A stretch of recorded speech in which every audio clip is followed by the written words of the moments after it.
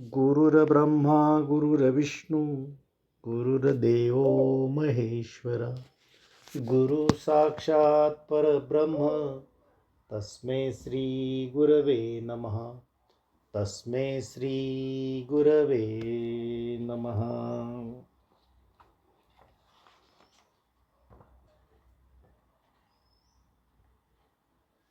नमो आदिबोधात्मरूपा परेशा. नमो हंस नारायणाजिर्देशा. नमो ब्रह्मदेवा वसिष्ठा श्रीरामा. नमो मारुती रामदासाभिरामा. शुका सारिखे पूर्ण वैराग्य जाचे. वसिष्ठा परिज्ञान योगेश्वराचे. कवी वाल्मिका सारिखा मान्य ऐसा. नमस्कार माझा सद्गुरु रामदासा.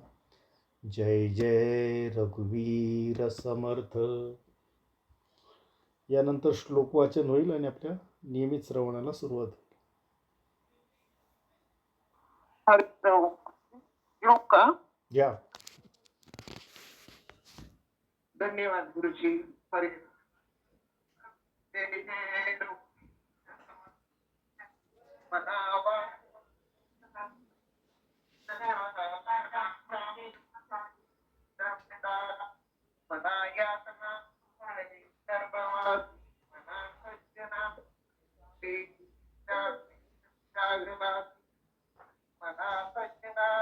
माझे करावे प्रभू नायक करावे मना तो पाय जना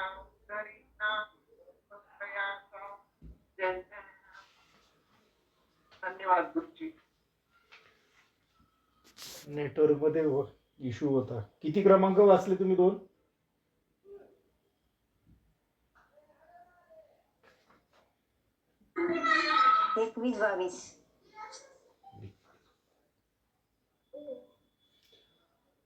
लोकांपर्यंत पोहोचले नाही. आता आवाज व्यवस्थित येतोय ना? फक्त सांगा मला.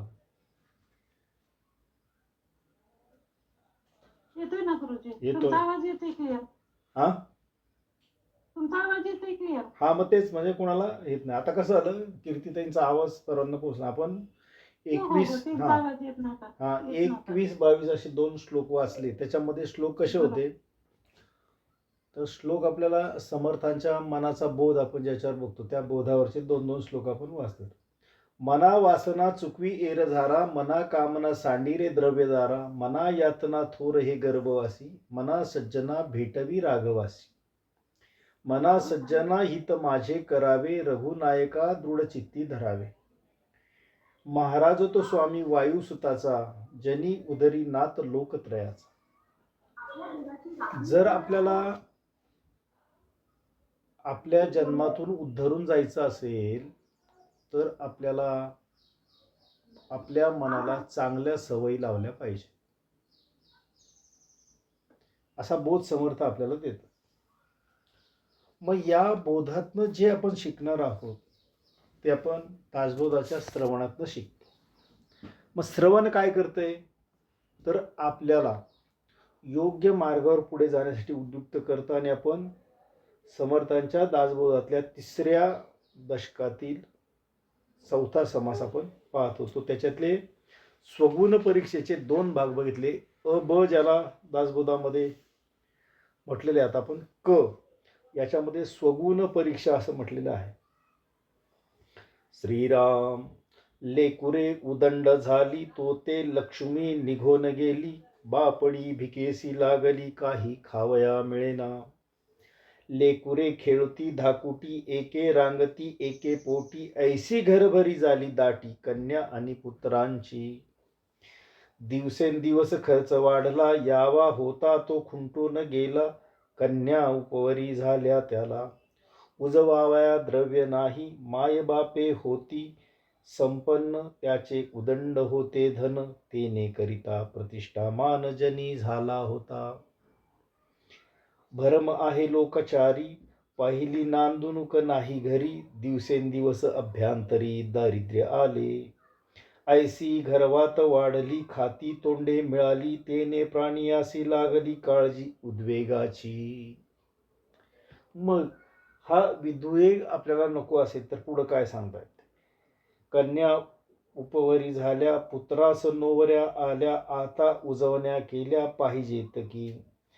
जरी मुले तैसीची राहिली तरी पुन्हा लोकलाज आली म्हणती कासया व्याली जन्मदारिद्र्ये. ऐसी लोकलाज होईल वडिलांचे नाव जाईल आता ऋण कोण देईल लग्नापुरते. मागे ऋण ज्याचे घेतले त्याने परतोन नाही दिले ऐसे आभाळ कोसळले उद्वेगाचे.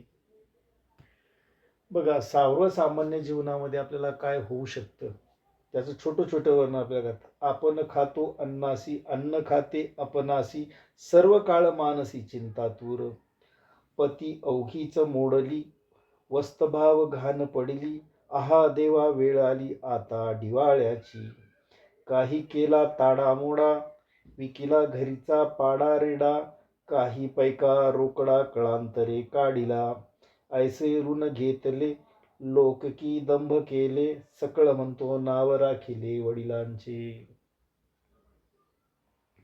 ऐसे ऋण उदंड झाले रिनाईती वेढून घेतले मग प्रयाण आरंभिले विदेशाप्रती. दोन्ही पुरुषे बुडी मारिली नीच सेवा अंगीकारिली शरीरे आपदा भोगिली अतिशयशी. एकूण 16 ओव्यांचा विचार केला तर स्वगुण परीक्षेमध्ये समाजामध्ये आपण वागत असताना आपल्या जीवनामध्ये आपल्याला काय काय समस्यांना तोंड द्यावं लागतं आपल्या जीवनामध्ये त्याचं वर्णन या ठिकाणी केलेलं आहे. आपल्याला जेव्हा संतती होते आणि ती मोठी होत असताना काय समस्या निर्माण होतात त्याचं वर्णन समर्थ या स्वगुण परीक्षेच्या क समास म्हणजे चौथ्या समासातल्या क भागामध्ये करतात. मग काय होतात ते म्हणतात मुले पुष्कळ झाली म्हणजे संतती जुन्या काळाचा विचार केला तर जास्त होती तर काय होते घरामध्ये साठवून ठेवलेला पैसा संपला खायला धड मिळेना मुलांसाठी भीक मागण्याची वेळ आली. मग ही स्थिती असताना मग काही कडेवर काही रांगणारी काही लहान मुले घरात ठेवली मुले भराभर नुसती घरामध्ये गर्दी झाली दिवसेंदिवस खर्च वाढला पैशाची आवक बंद पडली मुली लग्नाला आल्या पण लग्नासाठी जवळ पैसा नाही. मग आईबाप पैसा बाळून होते त्यांच्याशी खूप द्रव्य होते त्या लोकांमध्ये मान होता प्रतिष्ठा होती पण हे सगळं गेल्यामुळे आता याच्यामध्ये काहीच नाही. मग आता काहीच नाही म्हटल्यानंतर समाजामध्ये जो खालीपणाचा जो भाग होता तो आपल्याला पाहावा लागला. मग काय झालं दिवसेंदिवस घरात दारिद्र्य येत चाललंय अशा रीतीने प्रपंच वाढला खाणारी माणसं वाढली. मग घरामध्ये जी पूर्वी सुबत्ता होती ती आता राहिली नाही तर घराला दिवसेंदिवस दारिद्र्य येऊ लागलं. मग अशी अवस्था झाल्यानंतर लोकांकडून नाव ठेवल्यानंतर मुलं मुली लग्नाची आलेली आहेत या परिस्थितीत लग्न केली पाहिजे अशी परिस्थिती आली. पण जर मुलांची लग्न नाही झाली तरी समाज नाव ठेवणार याच्या दृष्टीने आपल्याला चिंता लागून राहिलेली. मग आपण जन्मदरिद्री का होतो याचा विचार आपण करत नाही. मग जर आपण असे जन्मदरिद्री होतो तर इतक्या मुलांना जन्म देताना आपला विचार पुढे खुंटलेला होता. मग अशा एका विचारातून आपण जर सातत्याने अडकून राहत असू तर आपल्याला चिंता ही कायम खात राहणार असं समर्थ आपल्याला या ठिकाणी सांगतात. मग लोकांमध्ये आपली इज्जत जाईल वडिलांचे नाव जाईल ही काळजी आपल्याला राहते आणि मोठी समस्या आपल्याला करतो आणि आपल्याला लग्नासाठी कोणी कर्ज देईल का या दृष्टीने आपल्याला विचार करण्याची चिंता सुरू होते. मग पूर्वी सुद्धा कर्ज घेतलेले होते फेडलं नाही त्यामुळे त्याच्याकडे पुन्हा मागू शकत नव्हतं त्यामुळे दुःखाचे आभाळ कोसळले अशी आपली स्थिती झाली. मग या स्थितीतून बाहेर पडण्यासाठी समर्थ आपल्याला सांगतायत काय केलं पाहिजे तर निश्चय केला पाहिजे. मग आपण परदेशात काहीतरी पैसे मिळवण्यासाठी जाऊन करतो लोकांसाठी हीन नोकरी पत्करतो शरीराचे अतिशय हाल सहन करतो पण ह्या कुटुंबाचा गाडा ओढण्यासाठी प्रयत्न करत असतो. मग व्यवहार दशेमध्ये आपण जेवढा जीव काढतो तेवढा जीव आपण परमार्थासाठी काढतो का, असं समर्थांना या ठिकाणी आपल्याला सूचित करायचं. मग समर्थ किती सूक्ष्म विचार करतात याचा विचार केला तर पुढच्या ओव्यांमध्ये ते काय सांगतात. काही मिळविले विदेशी, जीव लागला मनुष्यापाशी, मग पुसोनिया स्वामीसी मुरडता झाला. तव अत्यंत पिडावली, वाट पाहतसे बैसली, म्हणती दिवस गती का लागली. काय करणे देवा, आता आम्ही काय खावे, किती दिवस उपाशी मरावे. ऐसियाचे संगती सदेवे, कापा घातले आम्हासी. ऐसे आपुले सुख पाहती, परी त्याचे दुःख नेनती, आणि शक्ती गेली या अंती, कोणीच कामा नयेती. असो ऐसी वाट पाहता, दृष्टी देखिला अवचिता, मुले धावती ताता भागलास म्हणोनी. श्री देखोन आनंदली, म्हणे अमुची दैन्य फिटली, तव एरे दिदली गाठोडी हाती. सकळास आनंद झाला, म्हणती अमुचा वडील आला, तेने तरी आम्हाला अंग्या टोपल्या आणल्या. ऐसा आनंद पाहता पुढे, म्हणे आमुचे दैन्य फिटले, तेने तरी आम्हाला अंग्या टोप्या आणल्या. ऐसा आनंद चार दिशी, सेवेची मांडिली कुसुमुस, म्हणती गेली या आम्हास पुन्हा आपदा लागली. मग आपल्याला ही आपदा कशाने लागते याचा विचार समर्थ या ठिकाणी. आपदा म्हणजे संकट. मग पुढे जर विचार आपण केला, म्हणून आणले ते असावे, येणे मागुती विदेश जावे, आम्ही हे खाऊ न तो खावे, द्रव्य मिळवून. 25व्या ओळीपर्यंत आपण आलो. मग इथे पुढे आपल्याला काय अनुभवायला येते, तर आपण अनुभवतो परदेशामध्ये जाऊन काही पैसा मिळवला, घरच्या माणसांकडे जीवाची ओढ लावली, मग मालकाची परवानगी घेऊन घराकडे जाण्यासाठी निघाला, कारण बायका मुले आतुरतेने आपली वाट पाहतच होती. मग ही वाट पाहत असताना आपण जी व्यवहारामध्ये वाट पाहतो तेवढी भगवंताच्या प्राप्तीसाठी जर हा वेळ लावला तर जीवनाचं सार्थक होणारे समर्थ सूक्ष्मपणे सांगतायत आपल्याला. मग पुढे जाताना आपण काय केलं पाहिजे, तो घरी येतो, घरातील माणसे अति यातना भोगत असली पाहतो, आतुरतेने त्याची वाट पाहतात. ते म्हणतात, देवा कारणे इतके दिवस का लावले, मी इथे येण्यासाठी एवढे दिवस का लावले, आता आम्ही काय खावे, किती दिवस, अशी आमची अवस्था झालेली आहे. मग अशा दरिद्री माणसं सांगते आम्हाला, अशा रीतीने ह्या प्रपंचाच्या सुखामध्ये पाहत असताना दुसऱ्याच्या दुःखाची जाणीव माणसं ठेवत नाहीत. ही मनुष्याची सहज वृत्ती या ठिकाणी.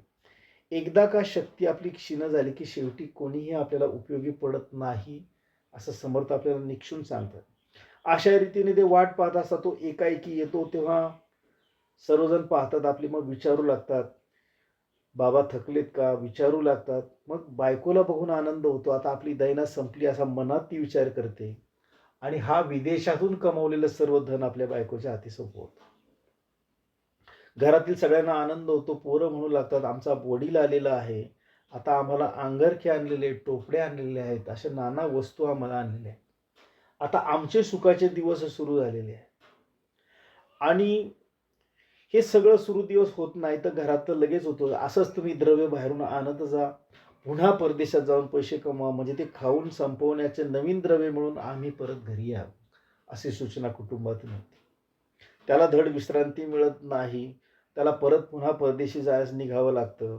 बायका मुलांचा वियोग होतो, तो सुद्धा सहन करावा लागतो. नाईलाज आणि तो पुन्हा त्या गोष्टीकडे करण्यासाठी प्रवृत्त होतो. ऐसी वासना सकळांची, अवघी सोयरी सुखाची, स्त्री अत्यंत प्रीतीची, तेही सुखाच लागला. विदेशी बहु दगदगला, विश्रांती घ्यावया आला, श्वासही नाही टाकला जो त्याने ओढले. पुढे अपेक्षा जेशियांची, केली विवंचना मुहूर्ताची, वृत्ती गुंतली तयाची, जाता प्रशस्त न वाटे. त्याच्या मनाच्या अवस्थेचं वर्णन आहे. आपलं कुटुंब सोडून बाहेर जाताना मनामध्ये किती उद्वेग निर्माण झालाय, हा उद्वेग कसा बाहेर काढायचा याचा विचार तो करू लागतो. माया मात्रा सिद्ध केली, काही सामग्री बांधली, लेकुरे दृष्टी पाहिली, मार्गस्थ झाला. मुलांकडं प्रेमाने पुन्हा पाहतोय, मनाला आवरतोय, आणि पुन्हा पैसे कमवण्यासाठी बाहेर जातोय. असं श्रीशी अवलोकिले वियोगे, दुःख बहुत वाटले, प्रारब्ध सत्र तुकले ऋणबंधनाचे. कंठ सद्गतीत झाला न सवरेच गहिवरला, लेकुरा आणि पित्याला तडजोडी झाली. जरी ऋणानुबंध असेल तरी मागुती भेट होईल, नाही तरी संगती पुरेल याची भेटीने तुमची. ऐसे बोलून स्वार होये मागुता फिरो फिरो पाहे, वियोग दुःख न साहे परंतु काही न चले. आपुला गाव मागे राहिला चित्त भ्रमले संसार उद्वेगे, दुःखवला प्रपंच संगे अभिमानास्तव. ते समयी माता आठवली म्हणे आता धन्य धन्य ते माऊली, मज कारणे बहुत कष्टली परी मी नेनेची मूर्ख. आजी तरी ते असती तरी मजला कदा न विशंभती, वियोग होता आक्रंदती ते पोटगी वेगळीच. पुत्र वैभवहीन भिकारी, माता तैसाची अंगीकारी, दगदगला देखुनी अंतरी त्याच्या दुःखे. मग ह्या दुःखामध्ये तो काय झालाय, उद्वेग आलेला. प्रपंच विचारे पाहता, हे सकळ जोडे न जोडे माता, ते शरीर जय करिता निर्माण केले. 38 वयापर्यंत आपण आलो. कुटुंबासाठी पैसा मिळवताना ज्या खस्ता खाल्ल्या जातात व्यवहारामध्ये त्याचं वर्णन पाहिलेलं आहे. वेळप्रसंगी आपल्या आप्त स्वकीयजनांचा त्याग करून विदेशामध्ये जाऊन पैसा मिळवावा लागतो. बाहेर त्या वियोगामध्ये कुटुंबाच्या आठवणींनी व्याकुळ होतो. घरातून बाहेर पडताना त्या घराकडे पुन्हा पुन्हा मागे फिरून पाहतोय. अशा मनाच्या अवस्थेचं त्याचं केलं. त्याला दुःखाचा वियोग खूप होतोय, परंतु त्याला हे सर्व सहन करण्याशिवाय काही पर्याय नाही असं समर्थ पुन्हा पुन्हा आपल्याला सांगतं. मग आपल्याही जीवनाचा आपण विचार केला तर असं काही आपल्या जीवनात घडतं का याचा विचार प्रत्येकाने केला पाहिजे. असं आपल्या जीवनात येऊ नये तर आपण परमार्थाच्या मार्गावर अध्यात्माच्या मार्गावर चाललंच पाहिजे. मग त्याला ह्या सगळ्या दुःखामध्ये विशेष करून आपल्या मातेची आठवण येते. जर माझी आई असती तर मला यातलं काही भोगावं लागलं नसतं असा तो मनाशी विचार करू लागतो. मग तो कितीही गरीब असला, काम करणार असला तरी आई जवळ करते हे त्याला आठवतं. मग त्याने आपल्या आईने आपल्यासाठी केलेली दगदग आठवून तो मनामध्ये कळवळतोय. प्रपंचाबद्दल विचार करून पाहिले असता तर प्रपंचात बाकीच्या सर्व गोष्टी मिळतील. या शरीरास जिने जन्म दिला ती माता मात्र परत मिळणार नाही अशी जाणीव त्याला या ठिकाणी होऊ लागते. आणि तो या दुःखाने अतिशय सद्गतीत होतो. म्हणजे तो स्वपरीक्षण करायला शिकतो. लांब तरी ते माया, काय करावी या सहस्र जाया, परी भुलून गेलो वाया मकर ध्वजाचे मी. या एका कामा कारणे जीव लगाशी द्वंद्व घेणे, सुखी तिची पिसुने ऐसे वाटती. म्हणून धन्य धन्य ते प्रपंची जन, जे माय बापांचे भजन करीती न करती मन, निष्ठुर जीवा लागी. संगती श्री बाळकाची आहे साठी जन्माची, परी माय बापे कैची मिळतील पुढे. ऐसे पूर्वी ऐकले होते परी ते समयी नाही कळले, मन हे बुडून गेले रतिसुखाच्या डोही.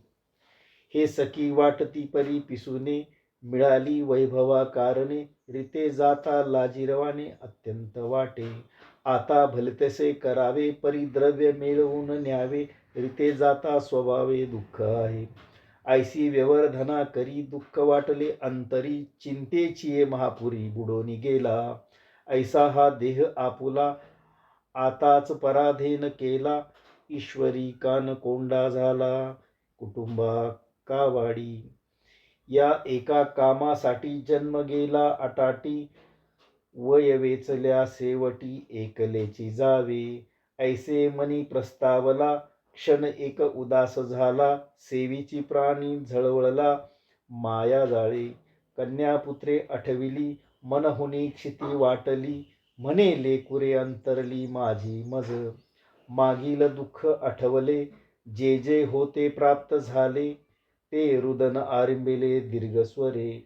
आरुण्य रुदन करिता कोणी नाही बुजविता, मग होय विचारिता आपुले मनी.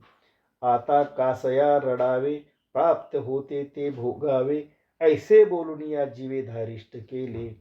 ऐसे दुःखे दगदगला मग विदेशामती गेला, पुढे प्रसंग वर्तला तो सावध ऐका. प्रपंची माणसाच्या जीवनामध्ये ज्या काही यातना त्याला भोगाव्या लागतात त्याचं अतिशय सुंदर वर्णन समर्थ या सर्व ओव्यांमध्ये करतात. मग प्रपंचासाठी आपण जी काही आटापीट करतो ती आटापीट करताना आपल्याला आपल्या प्रसंगी कुटुंबापासून दूर जावं लागतं. सर्व जे काही आपले आप्तजन आहेत यांच्यापासून दूर जावं लागतं. परंतु त्याच्यामध्ये एक स्वगुण परीक्षेत म्हणजे स्वतःच्या परीक्षेमध्ये पाहताना त्याला एक गोष्टीची जाणीव होते आणि ती जाणीव होते त्याची की पूर्वी काहीतरी ऐकलं होतं परंतु त्या वेळेला काही समजलं नाही असं होतं. मन बुडून गेले रतिसुखाशी म्हणजे संसारामध्ये तो रम्मान झाल्यामुळे परमेश्वराला विसरल्यामुळे ज्या दुःखाची प्राप्ती झाली त्या दुःखाचं त्या आठवणीने तो आरुण्य रुदन करत आहे. आता आरुण्य रुदन म्हणजे काय तर एखादा व्यक्ती अरण्यात एकटा गेलेला आहे आणि तो तिथे जोरजोरात हुंदके देऊन रडू लागलेला आहे. तर अशा अरण्यामध्ये तुम्ही कितीही मनापासून रडला तर तुम्हाला ऐकायला कोणीही नसतं, कोणीही समजवायला येत नाही. असं संसाराचं अरुण्य रुदन समर्थ आपल्याला समजावून सांगतात. मग त्याला कुटुंबामध्ये कन्या मुलं बायका सगळं आठवलेलं आहे. परंतु ह्या रडण्यामध्ये त्याच्या लक्षात आलं की आपल्याला कोणीही समजावणारं या ठिकाणी नाही. आणि मग तो स्वतःच्या मनाची समजूत घालू लागला की या ठिकाणी मी रडलो तर माझा काही फायदा नाही. आणि मग मनाचं धारिष्ट्य केलंय, दुःखाने दगदगलाय, तरी तो पुन्हा बायका मुलं सोडून विदेशामध्ये गेलाय. कशासाठी तर कुटुंबासाठी द्रव्य मिळावं म्हणून. मग आता ह्या कुटुंबाचं द्रव्य तर मिळत नाही पण त्या विदेशाप्रती गेला, पुढे प्रसंग वर्तला सावध ऐका. पुढच्या समासामध्ये सांगतात की तो विदेशात गेल्यावर त्याची काय अवस्था होते त्याचं वर्णन समर्थ करतायत. मग आपल्या जीवनामध्ये शिकण्याचा भाग काय सांगतो की या श्रवणातून माझ्या जीवनात असं काही घडू नये म्हणून मला प्रपंचाबरोबर या परमार्थाची वाट धरली पाहिजे. आणि मग समास 5वा जिथे सुरू होतो ज्याला ड भाग होतो स्वगुण परीक्षा स्वतःची परीक्षा त्याच्यामध्ये समर्थ आपल्याला काय शिकवतात मनापासून ते बघू. बऱ्याचशा गोष्टी आपण आपल्या जीवनात याच पद्धतीने समजून घेत असतो पण समर्थांनी आपल्याला ओव्याच्या रूपात कमी शब्दात अतिशय समर्पक आशय असलेल्या शब्दामध्ये ह्या ओव्याद्वारे सर्व ओव्या मराठी आहेत वाचताना सुद्धा आपल्याला सहज समजतात की व्यवहारात काय करावं आणि काय करू नये. असा 5व्या समासात सांगतात श्रीराम पुढे गेला विदेशासी प्राणी लागला व्यासंगासी आपुल्या जीवेशी सोसी नाना श्रम. द्रव्य मिळवण्यासाठी नाना श्रम तो समजू लागलेला. ऐसा दुस्तर संसार करिता कष्टला थोर पुढे 2-4 संवत्सर द्रव्य मिळविले. संसार दुस्तर सांगितलाय म्हणजे त्याच्यातून बाहेर पडण्यासाठी महाकठीण. दुस्तर म्हणजे ज्याला 2 स्तर आहेत तर एक स्तर आहे संसाराचा आणि दुसरा आहे परमार्थाचा. दोन्ही एकात एकमेकात हात घालून चालतात. तुम्ही फक्त संसार केला तरी दुःख आहे, नुसता परमार्थ केला तरी दुःख आहे. ह्या दोन्हीची सांगड सांसारिक माणसाला घालता आली पाहिजे. पुढे कष्टीला थोर पुढे 2-4 संवत्सर द्रव्य मिळवले. मग पुढे काही कालावधी साधना करून द्रव्याची प्राप्ती करण्यासाठी त्यांनी खूप धडपड केली. सेवेची आला देशासी तो आवर्षण पडले देशी तेने गुणे मनुष्याशी बहुत कष्ट झाले. जेव्हा परत फिरून देशामध्ये आला तेव्हा आवर्षण म्हणजे दुष्काळ पडलेला होता आणि त्याच्यातूनही त्याला बहुत कष्ट झाले. आता आवर्षण जसं बाह्य आहे तसं मनाचं पण आवर्षण समजू. जर मन आपलं एकाग्र नसेल थाऱ्यावर नसेल तर प्रत्येक गोष्टीमध्ये आपल्याला दोष दिसू लागतो आणि बाहेर कितीही चांगलं असलं तरी त्या सुखाला आपण पारखे होतो आणि सातत्याने आपण दुःखाचाच विचार करत राहतो. एकाच्या बैसिल्या अमृतकळा एकासी चंद्र लागली डोळा एकेकापती चळवळा दैन्यवानी एके दिनरूप बैसले एके सुजली एके मेली ऐसी कन्या पुत्रे देखिली अकस्मात डोळा. कुटुंबात आलेल्या आघाताचं वर्णन आहे. मग काय होतंय आपल्या डोळ्यासमोर काय काय होतं त्याचं वर्णन समर्थ अतिशय व्यापक करतात. मग जेव्हा विदेशातून तो देशात आलेला आहे तेव्हा त्याला या आवर्षणामुळे म्हणजे दुष्काळामुळे जी काही स्थिती झाली त्याचं वर्णन आहे. त्याने घरात येऊन पाहिलं, पोरांपैकी पोरांची गालफडं आत गेली, कारण खायला अन्न नाही म्हणून. कोणाचे डोळे निस्तेज झालेत, कोणाचे हातपाय थरथर कापतायत, कोणाची भिकाऱ्यासारखी बसलेली अवस्था आहे, कोणाच्या अंगावर सूज आलेली आहे, तर कोणी मरून गेले असं म्हणतात. अशा मुलांची अवस्था त्याला पाहावी लागलेली आहे आणि त्याला अतिशय दुःख झालेलं आहे. मग ही दैन्यवाणी अवस्था पाहिल्यानंतर तू काय करतोय? येणे दीनरूप बैसली, एक डोळे सुजली एक मेली, ऐशी कन्यापुत्र लिखली अकस्मात डोळा. आल्या आल्या अकस्मात त्याला हे पाहावं लागलंय. आणि मग पुढे काय होतं? तेने बहुत दुःखी झाला, देखून या उबड आला, प्राणी आक्रोंदो लागला दैन्यवाना. हे सगळं बघून तो उमाळे देऊ देऊ रडू लागलेला आहे. कसं त्याची अवस्था अतिशय दैन्यवानी झाली. तव ती अवधी सावध झाली, म्हणती बाबा बाबा जेऊ घाली, अन्ना लागी भिडली झडा घाली ती. मग काय आणलं असेल या आशेने ती वडिलांच्या भोवती सगळी झालेली, त्यांना मला जेवायला द्या, आम्ही उपाशी आहेत, असं आक्रंदन ती मुलं करू लागलेली. गाठोडे सोडून पाहती, हाती पडले पेची खाती, काही तोडी काही हाती, प्राण जाती निघोनी. तातडी तातडी जेऊ घाली, तो ते जेविता जेविता काही मेली. म्हणजे काय अवस्था झाली त्याचं वर्णन आहे. काही होती धादावली, तेही मेली अजिने, ऐसी बहुतेके मेली, एक दोन्ही मुले उरली, तेही दैन्यवानी झाली, आपले माते वाचून. आई वाचून झालेली अवस्था सांगितली. मग काय होतंय? जी भुकेलेली होती त्यांनी हातात जे मिळालं ते काही पाहिलं नाही, गाठोड्यातून सोडून खायला सुरुवात केलेली आहे. का खायला सुरुवात केली? कारण इतके दिवस ते आवर्षणाने उपाशी आहे. मग अशी बहुतेक मुलं ती दगावली असं ते म्हणतात. एक दोन जी उरली, त्यांची आई मेल्यामुळे ती सुद्धा दिनवाणी झाली. आणि मग पुढे म्हणतात काय होत आहे? मग याच्यातनं परिस्थिती सुद्धा ऐसे आवर्षण आले, तेनेची घर बुडाले, पुढे देशी सुबक्षी झाले अतिशयशी. दुष्काळाने असं घर बसलं बुडलं त्याचं, पण पुढे काही चांगले दिवस येतील ही आशा त्याने ठेवलेली. लेकुरांनाही वाढविते अन्न, करावे लागे आपुले हाते, बहु त्रास घेतला चित्ते स्वयंपाकाचा. पत्नी गेल्यामुळं त्या मुलांना हाताने करून खायला त्याचाच त्याने त्रास घेऊन सहन केले. लोकी भरीस घातले, पुन्हा मागुते लग्न केले, द्रव्य होते ते वेचले लग्नाकारणी.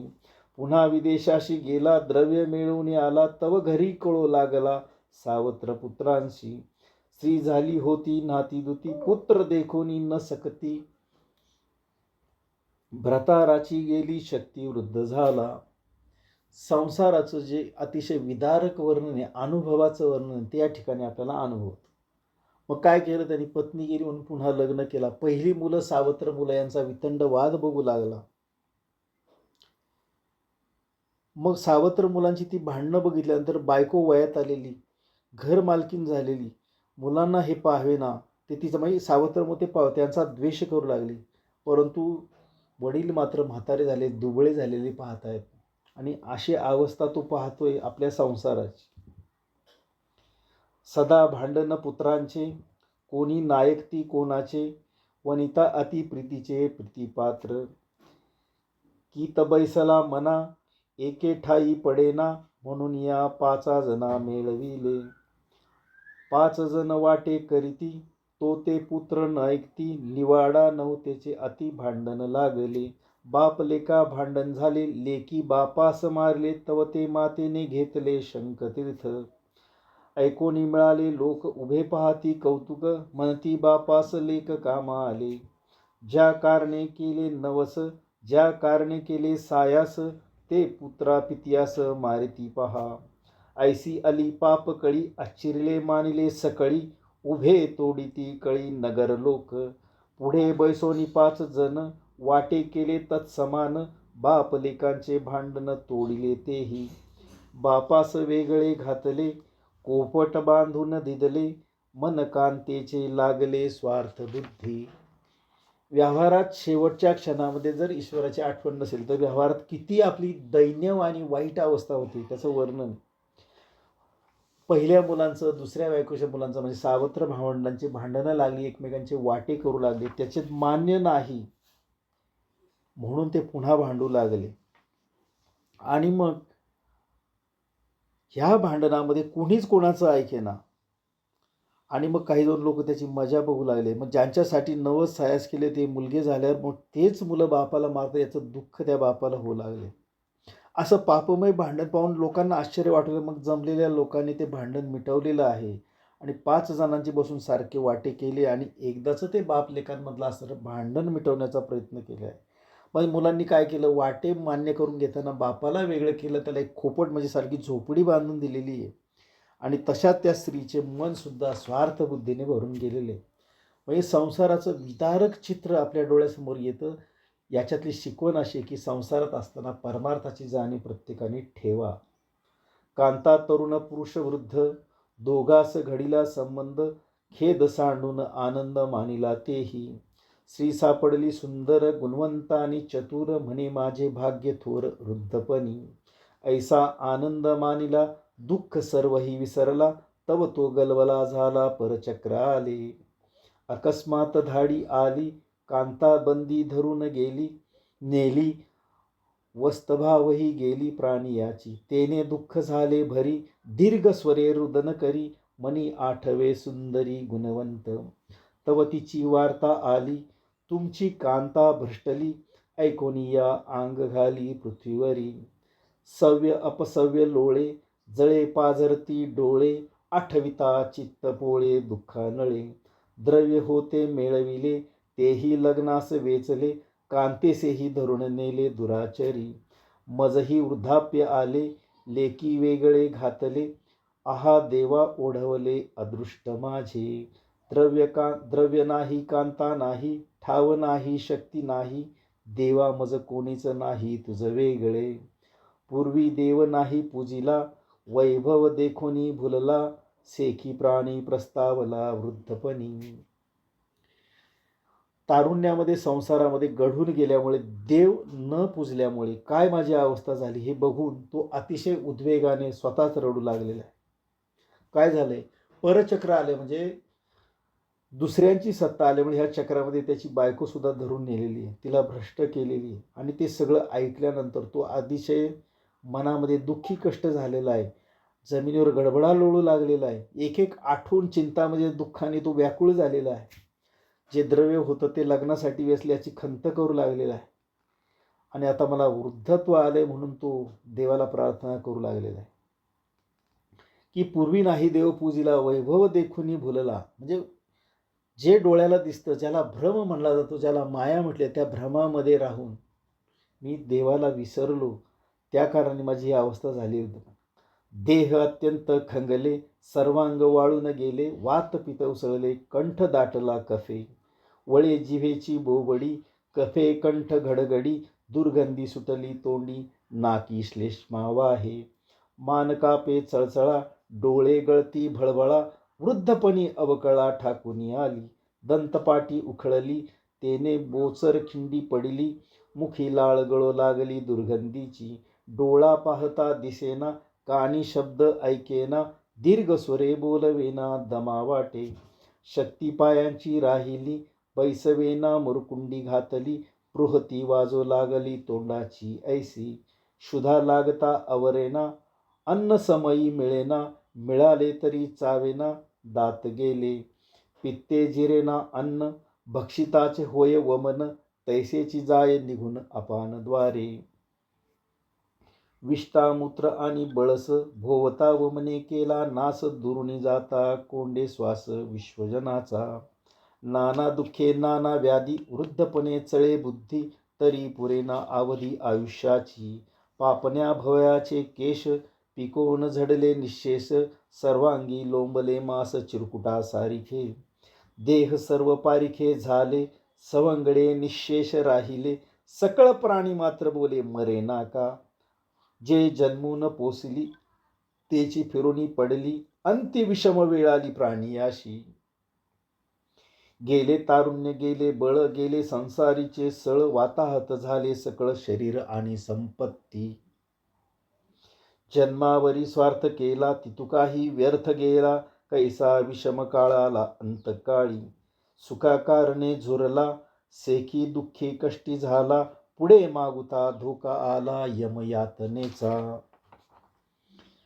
जन्म अवघा दुःख मूळ लागती दुःखाचे इंगळ, म्हणून या तात्काळ स्वहित करावे. ऐसे हे वृद्धपण, सकळास आहे दारुण, म्हणून या शरण भगवंतास जावे. पुढे वृद्धीस तत्वता, गर्भी प्रस्ताव होता, तोच याला मागुता अंतकाळी. म्हणून या मागुते जन्मांतर, प्राप्त मातेचे उदर, संसार हा अति दुस्तर, तोची ठाकून आला. भगवत भजना वाचुनी, चुकेना हे जन्मयोनी, तापत्रयांची जाचनी सांगिली पुढे.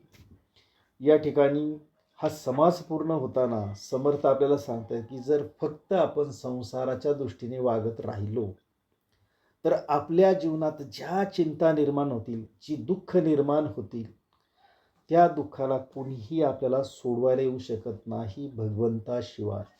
म्हणून त्यांनी सांगितले, ऐसे वृद्धपण सकाळास दारुण, म्हणून या शरण भगवंतास जावे. जर सुरुवातीपासून भगवंताला शरण असू आपण, तर भगवंत आपल्याला त्याच्यातून बाहेर पडण्याचा मार्ग दाखवणारे, आपलं वृद्धत्व शरीराचं सुसह्य करणारे. म्हणून व्यवहाराने वागू नये, परमार्थाची सांगड घालावी. परमार्थाशिवाय जीवनाला सार्थकता नाही, परमार्थाशिवाय जीवनाला पूर्तता नाही. जर आपल्याला ह्या पूर्णत्वाकडे जायचं असेल तर हा स्वगुण परीक्षा नावाचा 5वा समास आपण या ठिकाणी अभ्यासला. त्याच्यातून जे दुर्गुण आहे ते आपल्यातले त्यागले पाहिजेत आणि जे चांगले गुण आहे ते आपल्यामध्ये घेण्याचा प्रयत्न केला पाहिजे. आणि मग आपण ह्या 3 दशकांचा अभ्यास करत करत बघितला. आपण पहिला समास बघितला, सगळ्या स्तवनाचा आहे. मग गणेशापासून स्तवन, सद्गुरूचं स्तवन, सभेचं श्रवण, श्रोत्यांचं श्रवण, शारदा मातेचं श्रवण, ही सगळी श्रवण करत करत पुढे हळूहळू जीवनामध्ये येणाऱ्या मूर्खांची लक्षणं बघितली. मूर्खांच्या लक्षणानंतर आपल्याला ज्या हितांसाठी आपण फिरतोय ती हित आपली पाहायची, त्याच्यामध्ये स्वगुण परीक्षा आपण पाहिली. आणि मग आता भगवंताच्या प्राप्तीसाठी आपल्याला कसं वागलं पाहिजे ह्या पुढच्या समाजाचा जर आपण विचार केला तर मग आपल्याला समर्थ सांगतायत की आपल्या जीवनात जे त्रिविध ताप आहेत त्या तापामुळे आपण जर होळपळतो, ते ताप आपल्याला ओळखता आली तर आपलं जीवन सुसह्य होण्यासाठी भगवंताच्या स्मरणाची आपल्याला मदत होईल. असा हा 3ऱ्या दशकातला 6वा समास आध्यात्मिक तापासाठी समर्थांनी आपल्याला मार्गदर्शन करायला निर्मिती केली असं त्याची म्हणूया. मग आता तुम्हा आम्हा सर्वांना जर आपण बघितलं हे, तर आपल्याला हे आध्यात्मिक ताप 3 प्रकारचे त्रिविध ताप म्हटले त्यांनी. मग कुठले आहेत? तर पहिला आहे आदिदैविक, दुसरा आहे आदिभौतिक आणि तिसरा आहे आध्यात्मिक.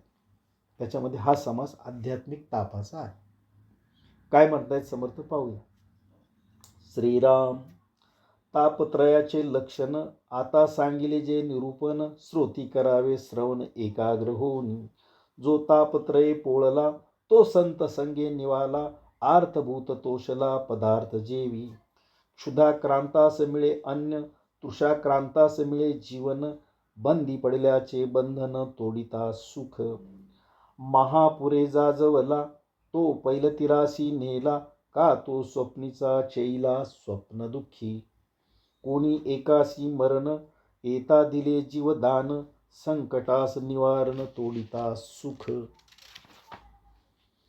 रोगियास औषध सप्रचित आणि शुद्ध, तयासी होय आनंद आरोग्य होता. तैसा संसारे दुःखवला त्रिविध तापे पोळला, तोची एक अधिकारी झाला परमार्थासी. ते त्रिविध ताप ते कैसे आता बोलिजेत तैसे, ये विषयी एक असे वाक्याधार श्लोक. मग आध्यात्मिक तापाचं वर्णन इथून पुढे खऱ्या अर्थाने सुरू होतं. मग त्यांनी काय सांगितले आता आपल्याला? प्रथमतः आपण आपल्या जीवनामध्ये तापत्रयाचं लक्षण काय ते समजून घेऊया. पण ते कसं करा? तर एकाग्र चित्ताने त्याचं श्रवण करा. आणि एकाग्र होऊन झाला तर तुम्हाला काय काय समजेल याचं वर्णन त्यांनी सांगितलेलं आहे. जर आपण एकाग्रपणे ऐकलं तर तो काय करतो? जो तापत्रयाने पोळतो, म्हणजे ज्याला आदिदैविक, आदिभौतिक, आध्यात्मिक ताप ह्या तिन्हीतनं तो पोळतो, म्हणजे काय होतं? त्याच्यामध्ये तो चांगला ताहून सुलाखून निघतो. मग काय होतं त्याला संत संगतीची आवड निर्माण होते. तो शांततेच्या शोधात बाहेर पडतो. समाधान मिळवण्यासाठी प्रयत्न करतो. एखादी भौतिक वस्तू हवी म्हणून त्याच्यासाठी तो आग्रह करत नाही. संताच्या संगतीमध्ये तो शांतता शोधण्याचा प्रयत्न करतो. म्हणून सांगतात की साधकांनी सत्संगामध्ये राहावं. जसं एखाद्या भुकेलेल्या माणसाला अन्न मिळतं, तहानलेल्याला पाणी मिळतं, पाण्याला दुसरं नाव जीवन आहे बघा. किंवा कैद्याचे बंधन तुटते, म्हणजे एखाद्याला शिक्षा झाली असेल त्याला सूट मिळाली तर आनंद होतो, जसं सुख होतं. तसंच या त्रिविध तापातून पोळगल्यानंतर जसं महापुरात सापडून घाबरलेल्या माणसाला एखादा पैल तीराला घेऊन जातो, किंवा वाईट स्वप्नातून उठलेल्या माणसाला त्याचं दुःख जागे झाल्यावर कळतं की हे स्वप्न होतं आणि तो आनंदतो. तसं त्रिविध तापातून एखाद्या संताच्या संगतीत गेला तर आपल्याला आनंद होतो. मरणाच्या दाराशी पडलेल्या माणसाला जीवदान मिळाले की त्याला सुख होतं की कोणीतरी आपल्याला जीवनाच्या संकटातून सोडवलं, म्हणून तो आनंदी होतो. तसं त्यांनी सांगितलं की रोग्याला जर औषध दिलं तर तो त्याच्यातून मुक्त होतो आणि त्यालाही आरोग्य प्राप्त होऊन आनंदाची अनुभूती प्राप्त होते. म्हणून मग साधकांनी हे काही होऊ नये म्हणून कसं, तैसे संसार दुखवला त्रिविध तापे पोळला, तोची एक अधिकारी झाला परमार्थाशी. परमार्थाचा अधिकारी कोण होतो, थोडक्यात अतिशय सूक्ष्म पद्धतीने या ओवीमध्ये आपल्याला समर्थ सांगतात. काय सांगतायत समर्थ, की ज्याला त्रिविध तापांच्या चक्रातून जावं लागतं, जो चांगला ताहून सुलाखून निघतो, त्याला जेव्हा समजतं तेव्हा तो परमार्थाच्या अधिकारी पदापर्यंत पोहोचतो.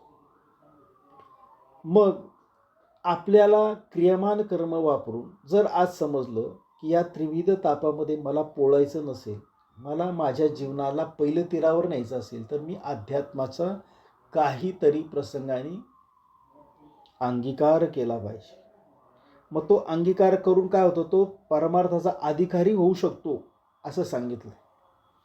संत श्रेष्ठ माऊलींचा अभंग आहे, त्याच्यामध्ये पण ते सांगतायत, बहुत सुकृताची जोडी म्हणून विठ्ठली आवडी. मग मागचं सुकृत चांगलं असेल तरच तुम्ही परमार्थाच्या मार्गावर येऊ शकता. दुसऱ्या शब्दामध्ये मग तो काय होऊ शकतो, त्रिविध तापाने पोळला तरच तो परमार्थाच्या मार्गाला जाऊ शकतो. खूप सोलीव सुखामध्ये आपण जर राहिलेलो असो तर देवाची आठवण होत नाही. बघा, दुःखात आपण देवाचा आर्ततेने धावा करतो, तेवढा सुखात करतो का, आपल्या मनाला आपण प्रश्न विचारायचा. जेव्हा आपण सुखी असतो तेव्हा हे सुख सुद्धा त्याच परमेश्वराच्या कृपेने आपल्याला प्राप्त झालेलं असतं. परंतु दुःखामध्ये काय करतो, देवा माझं दुःख जाऊ दे, फार अतिशय बेंबीच्या देठापासून देवाला प्रार्थना करतो. पण सुखामध्ये त्याच बेंबीच्या देठापासून प्रार्थना करतो का, की तुझ्यामुळं हे सुख मला प्राप्त झालं. तर असं आपल्याकडनं घडत नाही. मग या त्रिविध तापातून बाहेर पडण्यासाठी पुढे आध्यात्मिक तापाचं वर्णन आहे. एक ताप आध्यात्मिक, दुजा तो आधी भूतिक, तिसरा आधी दैविक ताप जाणावा. आध्यात्मिक तो कोण, कैसे त्याची ओळखन, आधी भूतिकांचे लक्षण जाणीजे कैसे. आधी दैविक तो कैसा, कवन तयाची दिशा, हेही विशद कळे ऐसा विस्तार कीजे. हाजी म्हणून वक्ता, झाला कथा विस्तारिता, आध्यात्मिक ताप आता सावध ऐका. देह इंद्रिय आणि प्राण याचे नियोगे आपण, सुख दुःखे सिने जाण या नाव आध्यात्मिक. देहामधून जे आले इंद्रिये प्राणे दुःखे झाले, ते आध्यात्मिक बोलिले तापत्रयी. देहामधून काय आले प्राणे दुःख कोण झाले, आता विशद केले पाहिजे की. पुढच्या ओव्यांमध्ये आध्यात्मिक ताप म्हणजे नक्की काय, आदिदैविक कसा ओळखावा, आदिभौतिक कसा ओळखावा, याचं वर्णन या ठिकाणी येतं. आणि खऱ्या अर्थाने आपल्या जीवनाला बघण्याच्या दृष्टिकोनात आपण काय केलं पाहिजे याचं मार्गदर्शन आपल्याला मिळतं. मग सर्व भूतांच्या संयोगाने जे सुखदुःख आपल्याला प्राप्त होतं. आता त्यांनी तर भूत म्हणजे कोणती भूत व्हावं, तर आपलं शरीर पंचमहाभूत आणि त्रिगुणांनी बनलेलं आहे, त्याला अष्टविधा प्रकृती आपण म्हणतो. मग ही पंचमहाभूत आहेत पृथ्वी, तेज, आप, वायू आणि आकाश, आणि त्रिगुण सत्व, रज आणि तम. तर ह्याच्यातून जे सुखदुःख होतं त्याची अनुभूती आपल्याला होतं. परंतु या संयोगाने जो ताप निर्माण होतो त्याला क्लेशदायक ताप असते, त्याला हे ताप म्हटलेले आहेत. मग आता या तापांचा जर आपण विचार करू लागलो तर तो काय आहे ते समर्थ पुढच्या ओव्यांमध्ये वर्णन करतात.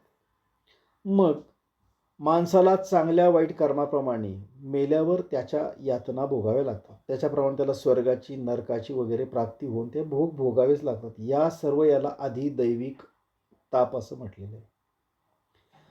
एक ताप आध्यात्मिक त्यांनी सांगितलं, मग दुसरा ताप अधिभौतिक आणि तिसरा आहे अधिदैविक. असे 3 ताप समजावेत असे पुढच्या वेळी सांगा. मग आध्यात्मिक ताप कोणता ह्या आपल्याला समासामध्ये ते सांगणार. कोणत्या खुणांनी ओळखावा, अधिभौतिकाची लक्षणं कोणती, अधिदैविक ताप कसा असतो, त्याची अवस्था कोणती, हे सगळं आपल्याला स्पष्टपणे विस्ताराने सांगतो असं समर्थ सांगतात. मग समर्थ म्हणतायत की त्रिविध तापांची कथा जर विस्ताराने सांगू लागतो तेव्हा हे आध्यात्मिक ताप तुम्ही अतिशय एकाग्र चित्ताने ऐका.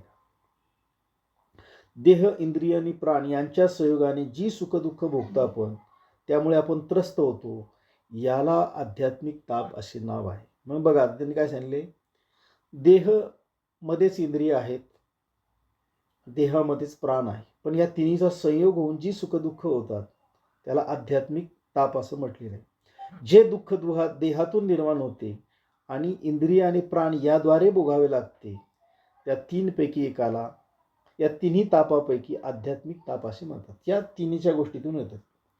15 ओव्यापर्यंत आपण वाचू. मग समर्थ पुढं काय सांगतायत की विस्ताराने मी तुम्हाला सांगू लागलो. जे जे दुःख देहातून निर्माण होईल, जे इंद्रिय प्राणाद्वारे आपल्याला त्याची अनुभूती देईल, तो आध्यात्मिक ताप.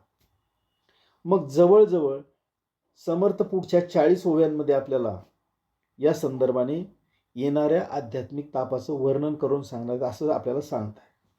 मग काय काय होते ते आता आपण बघूया. आता आध्यात्मिक ताप आपल्या जीवनाचा आपण समजून घेतो. खरूज खवडे पुळिया नारू, नखुर्डे मांजिऱ्या देवी गोवरू, देहामधील विकारू या नाव आध्यात्मिक. काख मांजरी केश तोड, ओखटे वर्ण काळ फोड, व्याधी मूळ व्याधी महाजड या नाव आध्यात्मिक. अंगुळ वेडे गाल फुगी, कंड लागे जे वाऊगी, हिरडी सुजे भरे वलंगी या नाव आध्यात्मिक.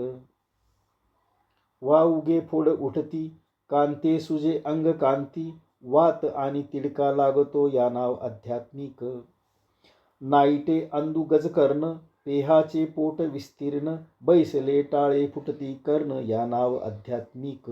20व्या ओळीपर्यंत ज्या ज्या आजारांची नाव आहेत ही सगळी आपल्याला माहिती आहेत. साथीचे रोग म्हणतो, काय म्हणतो आत्ताच्या भागांमध्ये आपण, पण ह्या सगळ्यातून जे जे सगळे आजार आहेत, आता मनामध्ये प्रश्न असा निर्माण, हे सगळे शरीरावर दिसतात, पण हे आध्यात्मिक कशी, बरोबर? मग हे आध्यात्मिक कसे, तर याचं कारण फक्त संतच सांगू शकतात. हे आपल्या बाबतीत का घडलं, इतरांना का नाही झालं. दिसताना देहावर आहे, पण अनुभूती मात्र इंद्रिय आणि प्राण याच्या मार्फत अनुभवतो. बघा, आपण खाज सुटली, खाजवतो आपण, त्याला विव्हळतो, शरीराला यातना होता, पण मनामध्ये चढफड होत झालेली असते.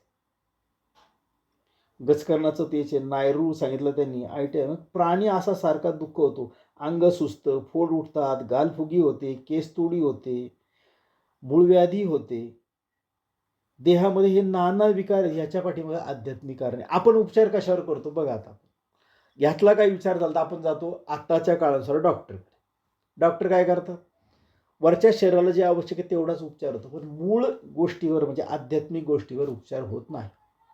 आणि मग पुन्हा पुन्हा ह्या व्याधी आपल्याला डोकं वर काढताना दिसतात. पण ह्याचा दृष्टिकोन ज्याच्याकडे साधन आहे तोच विकसित होतो की याच्या मागचं कारण आध्यात्मिक आहे, ते मला समजावं लागेल. जर मला हे समजलं नाही तर मी फक्त शरीरावर उपचार करणार, औषध आहे तोपर्यंत मला बरं वाटणार, पुन्हा काळाकाळाने मला त्या समस्येला सामोरं जावं लागणार. मग अशा ह्या 20 ओव्यांचा जर आपण विचार केला, यातून 10 मिनिटं घेणार आहे 6:30 पर्यंत, मग 10 ओव्या आपण बघणार. कारण का, तर हा आपल्या जीवनामधला खूप महत्त्वाचा भाग आहे. आध्यात्मिक ताप हा ज्याच्याकडे आपलं लक्ष सहसा जात नाही. मग हे सगळे शरीरावर दिसणारे पण आपल्या इंद्रियच्या दुरीने आपण अनुभवणारे, प्राणाच्या द्वारे अनुभवणारे सगळे रोग आहेत, पण याच्या मागचं कारण मात्र आध्यात्मिक आहे. कुष्टी आणि ओला कुष्ठ, पंड्या रोग अतिश्रेष्ठ, क्षयरोगाचे कष्ट या नाव आध्यात्मिक. वाटी वटक वाये गोळा, हाती पायी लागती कळा, भोवंडी लागे वेळोवेळा या नाव आध्यात्मिक. ओलांडा आणि वळ, पोटसुळाची तळमळ, अर्धशिशी उठे कपाळ या नाव आध्यात्मिक.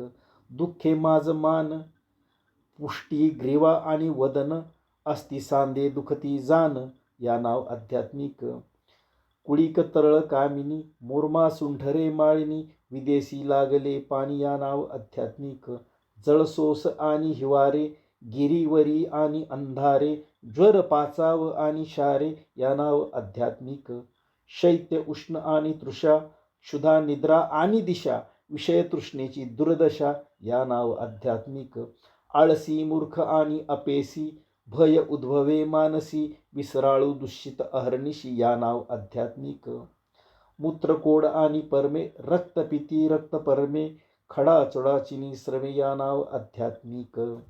मुरडा हगवन उन्हाळे, दिशा कोंडता आंदोळे, एक वेथा असून न कळे या नाव आध्यात्मिक.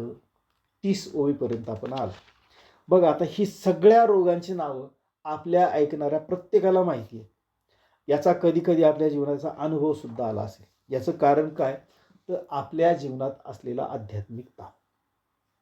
मग हा आध्यात्मिक ताप आपल्याला नको असेल तर समर्थ सांगतायत परमार्थाला शरण जा. परमार्थाला शरण जा म्हणजे काय, फक्त देवाला शरण जा नाही, तर काळानुसार तुम्ही जे साधन करणं आवश्यक आहे ते साधन जर तुमच्याकडून घडलं नाही तर परमेश्वर तुम्ही ते करावं या दृष्टिकोनातून ह्या शरीराला क्लेशदायक होणाऱ्या रोगांची निर्मिती होते. पण आपण फक्त शरीरावर दिसणाऱ्या गोष्टीचा उपचार करतो, पण त्याच्या खोलामध्ये जाण्याचा विचार करत नाही. ते कसं जायचं हे सांगणारही कोणी आपल्याला भेटत नाही. संत याचं आपल्याला मार्गदर्शन करू शकतात. मग अशा जवळपास समर्थांनी या आध्यात्मिक तापासाठी 56 ओव्या आपल्याला समजावून सांगण्यासाठी चालल्या. त्याच्यामध्ये हे सगळ्या रोगांच्या व्याधींची वर्णन आहेत. मी एका पाठोपाठ वाचतो, ही आपण पूर्ण करू या ठिकाणी आणि शेवटला जो संदेश दिला तो ऐकून या ठिकाणी थांबूया. गाठी ढळे झाले जंत, पडे आव आणि रक्त, अन्न तैसेची पडत या नाव आध्यात्मिक. पोटफुगी आणि तडस, भरला हीर घास, फोडी लागता कासावीस या नाव आध्यात्मिक. उचली उचकी लागली उसित गेला, पित्त उसळले उलटा झाला, खरे पडसा आणि खोकला या नाव आध्यात्मिक. उसळला दमा आणि धाप, पड जिबेस ढासी आणि कफ, मावा ज्वर आणि संताप या नाव आध्यात्मिक. कोणी सेंदूर घातला, तेने प्राणी निर्बुजला, घशामध्ये फोड झाला या नाव आध्यात्मिक. गळसोट्या आणि जीव झडे, सदामुखी दीर्घोंदी पडे, दंतहीन लागती किडे या नाव आध्यात्मिक. जरंडी घोलना गंड माळा, अवचिता सोये फुटे डोळा, आपणची कापी अंगुळा या नाव आध्यात्मिक. कळा तिडका लागती, का ते दंत उन्मळती, उदर जीवा रगडती या नाव आध्यात्मिक. कर्णदुःख नेत्रदुःख, नाना दुःखे घडे शोक, गर्भांध आणि नपुषक या नाव आध्यात्मिक. फुले वडस आणि पडळे, कीडगरता रातांधळे, दूषित भ्रमिष्ट आणि खुळे या नाव आध्यात्मिक. मुके बधीर राखोडे, थोटे चळले आणि वेडे, पांगुळ कुरे आणि पावडे या नाव आध्यात्मिक. तारसे घुले कोण कैरे, गारोळे जामून टाफरे, शंडागुळे गेंगाने विदरे या नाव आध्यात्मिक. दांतिरे बोचिरे घाणाळ, घ्राणहीन श्रोत्रहीन बरळ, अतिकृश अतिस्थूल या नाव आध्यात्मिक. तोतरे बोबळे निर्बळ, रोगी कुरूप कुटिळ, मत्सरी खादाड तपिळ या नाव आध्यात्मिक. संतापी अनुतापी मत्सरी, कामिक हेवा तिरस्करी, पापी अवगुणी विकारी या नाव आध्यात्मिक. उठवणे ताठा करक, अवटळे आणि लचक, सुजी आणि चालक या नाव आध्यात्मिक. मूल आडवे गर्भपात, स्तन गुंते सनपात, संसार कोडे आपमृत्यू या नाव आध्यात्मिक. नखविख आणि हिंगुरडे, बाष्ट आणि वावडे, उगीच दात खिळपडे या नाव आध्यात्मिक. चढती पाती सुजती भवया, नेत्री होती रांजण वडिया, चाळसी लागे प्राणिया या नाव आध्यात्मिक. वांग तिरळ सुरमे लावे चाम खिळ गलंडे मसे चुकुर होई जे मानसे या नाव आध्यात्मिक. नाना फुग आणि आवाळे अंगी दुर्गंधी प्रबळे चाई चाटी लाळगळे या नाव आध्यात्मिक. नाना चिंतेची काजळी नाना दुःखे चित्त पोळी व्याधी वाचुनी तळमळी या नाव आध्यात्मिक. वृद्धपणीच्या आपदा नाना रोग होती सदा देह क्षीण सर्वदा या नाव आध्यात्मिक. नाना व्याधी नाना दुःखे नाना भोग नाना खांडके प्राणी तळमळी शोके या नाव आध्यात्मिक. ऐसा आध्यात्मिक ताप पूर्व पापाचा संताप सांगता सरेन अमुप दुःख सागर. बहुत काय बोलावे श्रोती संकेत जाणावे पुढे बोलिजे स्वभावे आदिभूतिक. आध्यात्मिक तापाचं वर्णन करताना सांगतायत आणि शेवटच्या ओळीमध्ये सांगतात की पुढे मी तुम्हाला आधी भौतिक तापाचं वर्णन सांगणार आहे पुढच्या समासामध्ये. अशा 6व्या समासामध्ये जे जे रोग आपल्याला होतात त्याचा विचार आपण फक्त भौतिकातून करतो, तो आध्यात्मिक दृष्टीने न केल्यामुळे काय होऊ शकतं. तर एक गोष्ट ह्या सगळ्यातून लक्षात ठेवायची की ऐसा आध्यात्मिक ताप पूर्व पापाचा संताप सांगता सरेना अमुप दुःख सागर. आत्ताच्या आपल्या जन्मात जे जे काही दुःख आपल्याला प्राप्त होतंय हा आपल्या पूर्व पापाचा संताप आहे, म्हणजे त्या जन्मात घडलेल्या निषिद्ध कृत्यांचा परिणाम आहे. मग आता या जन्मात आपण असं वागलं पाहिजे की अशी निषिद्ध कर्म माझ्याकडून घडली नाही तर मी पुढच्या जन्मात अधिक साधक वृत्तीने जन्माला येईन आणि ह्या आधी भौतिक तापांपासून माझी मुक्तता होईल. असा हा आध्यात्मिक ताप आपल्या जीवनामध्ये सूक्ष्मतेने आपण जर विचार केला तरच लक्षात येत. नाही तर बऱ्याच वेळेला आजार एक असतो आणि उपचार दुसराच असतो आणि मग आपल्याला गुण येत नाही त्याचा असं आपण समजत असतो. तर हा गुण येण्यासाठी आपल्याला परमार्थाच्या मार्गावर चालावं तर ह्या आधी भौतिक आधी आध्यात्मिक तापापासून आपली सुटका होऊ शकते. त्याचा त्रास आपल्या जीवनामध्ये आपल्याला होणार नाही. म्हणून आपल्याला अतिशय कळकळीने बारीक बारीक गोष्टींमध्ये छोट्या छोट्या आजारांची नावं सांगून याच्या मागं असणारं आध्यात्मिक कारण समर्थ समजून सांगताय. मग हे कारण जर आपण आपल्या विचारात घेतलं, हळूहळू आपण आपल्या कुठल्या आध्यात्मिक आध्याकारी आपल्याला गुरु असतील तर आपल्या गुरूंना आपल्या कुलदैवताला साकडं घातलं की ह्याच्या मागे काहीतरी जे आध्यात्मिक आहे ते मला समजू दे अशी प्रार्थना आपण केली पाहिजे. तरच आपण या आध्यात्मिक तापापासून मुक्त होऊ शकतो. समर्थ कळकळीने सांगतायत आपण श्रवण करतोय चातुर्मासाच्या निमित्ताने. आता चातुर्मास सुरू होऊन 1.5 महिना झाला, त्याच्यातला श्रावण महिना महत्त्वाचा. ग्रंथाचं वाचन करतो म्हणून आपण हे श्रवण करतोय. पुढे नवविद्या भक्ती ह्याच दासबोधात येते, ती शिकायची. तर अशी आपण समर्थांच्या चरणी प्रार्थना करू की असा आध्यात्मिक ताप आमच्या आयुष्यात न येण्यासाठी साधनेचा योग्य मार्ग आम्हाला दाखवा आणि त्या मार्गावर चालण्याची शक्ती आम्हाला द्या. अशा शक्ती मिळण्यासाठी पुन्हा 2 मनाच्या श्लोकांचं वाचन आपण या ठिकाणी करूया आणि आजच्या या श्रवणाला आपण या ठिकाणी पूर्णत्व देऊया. कोण वाचणार आहे का नवीन?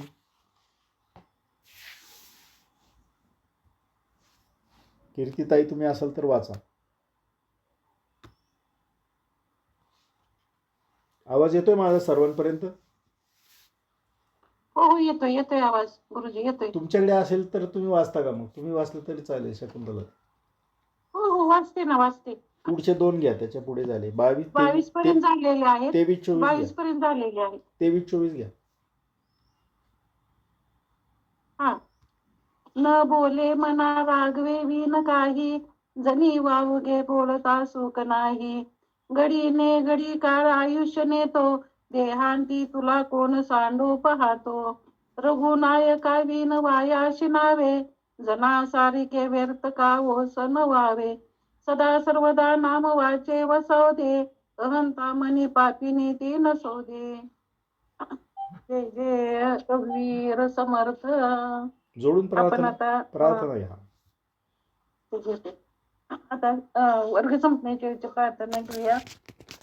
सर्वे भवन्तु सुखिनः सर्वे सन्तु निरामया सर्वे भद्राणि पश्यन्तु मा कश्चित् दुःखभाग् भवेत् ॐ शान्ति शान्ति शान्ति ॐ असतो मा सद्गमय तमसो मा ज्योतिर्गमय मृत्युर्मामृताङ्गमय ॐ शान्ति शान्ति शान्ति हरि हरि ओम जय जय रघुवीर समर्थ